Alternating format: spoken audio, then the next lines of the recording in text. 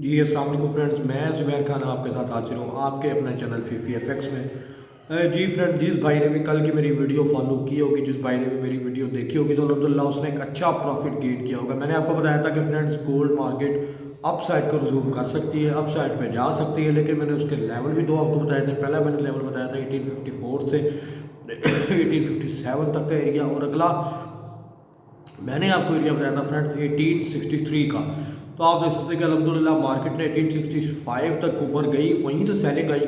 मैंने जो आपको चीज़ें बताता हूँ, दो सेल रजिस्ट बताने का मकसद ये होता है फ्रेंड्स कि अगर आपने एक साइड पे सेल की, अगर आप फंस रहे हैं तो दूसरी सेल रजिस्ट पे जाकर आप सेलिंग कर सकते हैं। तो वो जो दूसरी सेल बताई जाती है अल्हम्दुलिल्लाह उसका भी प्रॉफिट, और जो नीचे सेल की होती है उसका भी प्रॉफिट आपको नीचे जाके अल्हम्दुलिल्लाह मिलता है। मैं यही कोशिश होती है कि आप जब भी ट्रेड करें तो इस बात को फॉलो लाजमी करें, जो सेल रजिस्ट आपको बताई जा रही है उसके हिसाब से अमल भी करें और काम करने की कोशिश भी करें। तो अल्हम्दुलिल्लाह 1863 लगा के मार्केट ने 1865 लगा के सॉरी मार्केट ने नीचे 1848 को आगे टच किया, जो कि हमने वहाँ से नफ़ा उठा लिया। जाहिर सी बात है, जिस भाई ने भी वीडियो फॉलो की होगी उसने वहाँ से नफ़ा लाजमी कलेक्ट किया होगा, लाजमी उठाया होगा। तो मैं हमेशा यही बात करता हूँ कि सिर्फ एक चीज़ को देख के ना चला करेंगे कि आप ट्रेंड देख रहे हैं, आप बाय का तो आपने बाय कर ली खाली, तो बीच में कहीं से रिवर्सल लाजमी आता है। तो वो रिवर्सल आया 1865 से। अब फेड की बात कर लेते हैं कि फेड की जानिब से जो फेडिंग मिनट्स रिलीज़ हुए थे उसमें क्या क्या बातें कही गई और क्या क्या इंपॉर्टेंट चीज़ें कही गई, उसके अंदर क्या क्या एक्सपेक्टेड थी। जो वो एक्सपेक्टेड थी चीज़ें वही चीज़ें कही गई। उन्होंने ये कहा कि 2023 में एग्रेसिवली सारे जो इनके मेंबर्स हैं उन्होंने यही बात पे जोर दिया कि आगे आने वाली मीटिंग्स में इंटरेस्ट रेट को बढ़ाया ही जाएगा। मतलब कि अब वो हो सकता है 25 पिप्स हो, बेशक वो 50 पिप्स हो, लेकिन इंटरेस्ट रेट बढ़ते रहेंगे। ये नहीं है कि 2023 के एंड तक भी इंटरेस्ट रेट कम हो जाएंगे, क्योंकि उन्होंने कहा कि जैसे जैसे महंगाई बढ़ती जाएगी वैसे वैसे इंटरेस्ट रेट में इजाफे होते जाएंगे। मतलब कि इंटरेस्ट रेट, कहने की बात यह कि इंटरेस्ट रेट बढ़ते जाएंगे, तो इस पर गोल्ड पे अफेक्ट क्यों नहीं आया कल। अब एक कहने में और एक अमल करने में बड़ा फ़र्क है। अब उन्होंने ये कहा है कि बढ़ते रहेंगे। अब इसमें दो चीज़ें हैं, आप फ़र्क जाने ना कि दो चीज़ों में ये फ़र्क है। अगर तो बढ़ते रहेगा मतलब ये है कि 2023 में जब जब इंटरेस्ट रेट की मीटिंग आती रहेगी उस टाइम देखेंगे कि बढ़ते रहेंगे, उसके हिसाब से गोल्ड पोजीशन डाउन साइड को इसको रिज्यूम करना चाहिए। लेकिन डाउन साइड पे मार्केट नहीं आ रहा, अप साइड पे मार्केट कल का मोमेंटम बना हुआ, तो लोगों ने बाइंग की हुई थी, लोगों ने इंटरेस्ट इसमें ज़्यादा नहीं लिया और इसका अभी फ़िलहाल कोई इफेक्ट मार्केट में नहीं आया और मार्केट 1854 पे जाके ही बंद होगी। मतलब कि ये क्लियर हो गया इस बात से कि जो आगे आगे जो इंटरेस्ट रेट के फैसले होंगे उसमें इंटरेस्ट रेट बढ़ेंगे। ये नहीं कह सकते कि कट ऑफ हो गए कि गोल्ड बहुत ज़्यादा अप साइड पे चल जाएगी एकदम से, ऐसा अभी कुछ नहीं है फ़िलहाल। क्योंकि कल डेटे ऐसे थे जिसकी वजह से गोल्ड अप साइड को रिज्यूम किया, लेकिन नीचे भी अल्हम्दुलिल्लाह पूरा आया। मतलब हमारा तो कहने का मकसद यही है कि हमने तो बाय एक्सपोर्ट और सेल सिस्टम में से अपना प्रॉफिट निकालना तो हमने निकाल लिया था। उसके बाद फिर जो मर्जी डेटा आए, जो भी टॉकिंग आए, जो भी इनकी मीटिंग आए, उससे हमारा लेना देना होना ही नहीं चाहिए।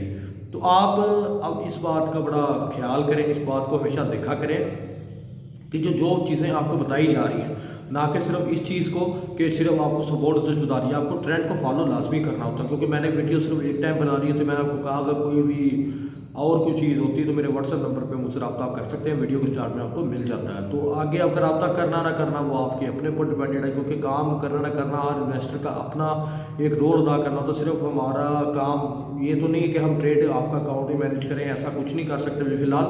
हाँ, अगर आप अकाउंट मैनेज करवाना चाहते हैं तब के भी मेरे से रब्ता कर सकते हैं। मेरे व्हाट्सएप नंबर पे अकाउंट मैनेजमेंट के लिए भी मुझसे रब्ता कर सकते हैं। उसके अलावा डेली सिग्नल्स के ऊपर दिन के अंदर भी अगर इंपॉर्टेंट चीज़ें पूछना चाहती हैं उसके लिए भी मुझसे रब्ता कर सकते हैं। मैं व्हाट्सएप पे आपको अवेल होगा 24 आवर्स। बाकी अब गोल्ड के बारे में आज बात कर लेते हैं कि आज गोल्ड की पोजीशन क्या कर सकती है, क्या नहीं कर सकती। हाँ, लेकिन अगर आपने अभी तक वीडियो को लाइक नहीं किया, शेयर नहीं किया या सब्सक्राइब नहीं किया, तो प्लीज़ वीडियो को लाइक सब्सक्राइब शेयर कर दिया करें। ये वीडियो आप ही के लिए बनाई जाती है सुबह सुबह उठ के, ताकि आपको मुश्किल ना हो, आसानी ही फील हो। तो प्लीज़ चैनल को लाइक सब्सक्राइब शेयर कर दिया करें पहले, क्योंकि आपके लाइक और शेयर करने से हमारी वीडियो को और हमें मोटिवेशन मिलता है कि हम अच्छी से अच्छी वीडियो बनाकर आपको दे सकें। तो आज फ्रेंड्स है ADB non for employment change का डाटा, जिसको मैं छोटा पेरोल कहा जाता है, मिनी पेरोल के तौर पे मैं मानता हूँ उसको। तो वो है 6:15 बजे पाकिस्तानी वक्त के मुताबिक। इसके अलावा एम्प्लॉयमेंट क्लेम भी है और भी डाटा है, लेकिन इंपॉर्टेंट ट्रेंड डाटा यही है फिलहाल। तो फ्रेंड्स आज अगर ये डाटा गुड आता है जो कि आना चाहिए। मुझे ऐसा लग रहा फील हो रहा है कि आना चाहिए, क्योंकि फ्रेंड्स जो रात बात हुई एफओएमसी की तरफ से, तो उन्होंने ये कहा इंटरेस्ट रेट बढ़ेंगे। इंटरेस्ट रेट बढ़ने का मतलब क्या है कि महंगाई अभी भी कंट्रोल नहीं हुई, और ये महंगाई से रिलेटेड ही फिलहाल डाटा होता है। तो मेरे हिसाब से एडीबी नॉन एम्प्लॉयमेंट शेयर को बूट आना चाहिए, जिससे गोल्ड नीचे की जाने तो आ सकता है, लेकिन हमारा सपोर्ट रेसिस्ट थोड़ा थोड़ा बढ़ा ही होगा, क्योंकि जैसी एक हाथ 65 लगा के मार्केट नीचे गिरी हुई है, तो मैं रेसिस्ट एरिया को मेंशन करूँगा अप साइड के ऊपर, क्योंकि मार्केट है किसी टाइम भी जो से अप साइड को रिज्यूम कर सकती है। क्योंकि जब मार्केट में इफेक्ट फिलहाल बहुत ज़्यादा नहीं पड़ा, हालांकि जो जैसे जैसी कल बातें हुई थी फेड की जानिब से अफेक्ट पड़ना चाहिए था, गोल्ड पोजीशन डाउन साइड पे आनी चाहिए थी, गोल्ड को कम अज़ कम 1840 तक टच करना चाहिए था, लेकिन अनफॉर्चुनेटली उसने नहीं किया, जिसका मतलब यही था कि अभी भी बायर्स गोल्ड के अंदर इन्वेस्टमेंट किए बैठे हैं और इंतज़ार कर रहे हैं 1872 1873 का। अगर बायर्स एक्टिव रहे तो हमारा जो आज का रेसिस्ट एरिया वो काफ़ी ऊपर का, मैं बीच में 1864 65 नहीं लगाऊंगा, क्योंकि वहाँ से मार्केट एक हाथ मुड़ के नीचे आ चुकी है।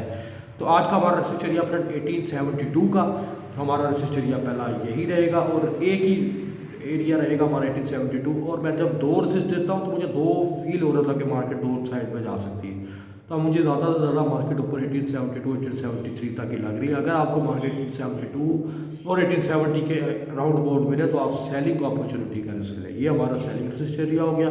और जो हमारा सपोर्ट एरिया वो फ्रेंड्स आज हमारा होगा 1840 से 1837 का एरिया, मतलब कि जो एक्सपेक्टेड था एरिया वो आया नहीं, लेकिन आज आ सकता है, कोई बड़ी बात नहीं है। फैक्ट इसका आज एकदम से और मार्केट के अंदर सेलिंग अपॉर्चुनिटी का रिस्क उठाने का मौका मिल जाए तो 1840 से 1837 का एरिया हमारा आज का सपोर्ट एरिया के तौर पे फ्रेंड्स काम करेगा गोल्ड। तो लेकिन आपने इस बात को हमेशा ध्यान में रखना है कि जो आपको एरिया बता रहा हूँ उसी हिसाब से ट्रेड करें। मैं बार बार कहने का मकसद यही होता है फ्रेंड्स कि अगर आप बीच में कूदेंगे, बीच में कूदने वाला बंदा कभी कामयाब नहीं हो सकता। अगर आप बीच में कूदना चाहते हैं तो आप इससे अच्छा साइड में होकर बैठने तो ज़्यादा बेहतर है। लेकिन मैं एक इंपॉर्टेंट चीज़ आपको बताना चाहता हूँ, गोल्ड का एक पैटर्न बन रहा है जो कि मूविंग पैटर्न है, वो कम अज़ कम इसका पैटर्न बनता है मे बी कि 1826 1824 तक। वो हो सकता है मे बी कल आ जाए या परसों आ जाए या मे बी आज भी आ जाए, लेकिन फिलहाल सपोर्ट एरिया के हिसाब से थोड़ा सा काम करने की कोशिश करें। वो कल या परसों की बात है, वो कल क्या होगा परसों क्या होगा। हाँ ये हो सकता है आज के अगर मार्केट 1845 चल रही हुई डाटा से पहले 6:15 बजे पाकिस्तानी वक्त के मुताबिक डाटा गुड आ जाता है, फिर मार्केट 1830 और 1827 की जानिब भी जा सकती है। तो इस बात का भी आपने इशारा है, आपने इस बात का भी ख्याल रखना है। तो लेकिन आज का सपोर्ट एरिया हमारा 1840 से 1827 का एरिया फ्रेंड्स, और ऊपर का रेसिस्ट एरिया हमारा डायरेक्टली 1872 1873 है, जो कि बहुत अप साइड पे है। लेकिन फिर भी 1865 का एरिया को बीच में माइनर रेसिस्ट के तौर पे काम करवा लें आप तो बेहतर है, क्योंकि ऐसा मैं इतना लंबा आपको रेसिस्ट दे दूँगा आप सोचेंगे यार पता नहीं बीच में सेलिंग क्यों नहीं हम अपॉर्चुनिटी उठा सकते। तो आप 1865 को माइनर रेसिस्ट के तौर पे काम करेगा, 1873 अच्छी रेसिस्ट के तौर पे काम करेगा, और 1840 से 1837 का एरिया बाय सपोर्टिंग जोन के तौर पे फिलहाल काम करेगा। अगर वो तोड़ता है तो मे बी के 1827 1828 का एरिया आना शुरू हो जाए, क्योंकि अब मार्केट के अंदर रेंज खुला करेंगे। ये नहीं हुआ करेगा कि सिर्फ आप बाइंग कर रहे हैं तो बाइंग में बैठ के सेलिंग कर रहे हैं, सेलिंग में बैठ के मार्केट कम अज़ कम 40 से 42 पॉइंट्स आप मेरे हिसाब से चला करेगी। जी फ्रेंड्स, अगर आपको वीडियो अच्छी लगी है तो प्लीज़ चैनल को लाइक करें, सब्सक्राइब करें, शेयर करें दोस्तों के साथ, ताकि हर आने वाली न्यू वीडियो की नोटिफिकेशन आपको मिल जाए। आपको अगर कोई भी चीज़ पूछनी है, फंडामेंटल चीज़ पूछनी है गोल्ड से रिलेटेड, तो प्लीज़ मेरे व्हाट्सएप नंबर पर मुझसे रब्ता कर सकते हैं, हर टाइम आपको अवेलेबल है। क्योंकि मेरा मानना यह है कि सिग्नल्स के बिना पे आप सिर्फ काम नहीं कर सकते, क्योंकि कभी रेसिस्ट, कभी बाय सपोर्ट, कभी कुछ कभी कुछ कभी कुछ। ये मार्केट है, इस मार्केट में अगर आप पूरा इन्वॉल्व नहीं होकर टाइम नहीं देंगे तो एक अच्छे ट्रेडर नहीं बन पाएंगे। Best of luck for your trade. अल्लाह हाफ़िज़।